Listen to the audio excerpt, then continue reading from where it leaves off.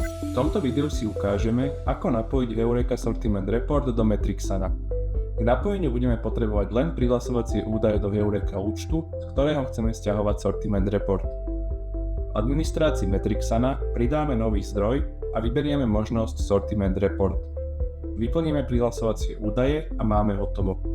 Dáta zo Sortiment Reportu sa automaticky začnú spracovávať v nasledujúcich hodinách. Celý proces môžeme urýchliť manuálnym importom dát pomocou tlačidla Importovať. Na to, aby sa dáta zo Sortiment Reportu korektne stiahovali do Metrixana, je nutné, aby sa Sortiment Report automaticky generoval. To je najčastejšie zabezpečené využívaním biddingu na Eureke. To, či sa Sortiment Report generuje, si jednoducho overíte v administrácii Eureky v časti Reporty a Sortiment Report. V tomto prehľade by ste mali vidieť vygenerované Sortiment Reporty, ktoré sa generujú pravidelne každý deň. Metrixana vždy spracováva najnovší z nich.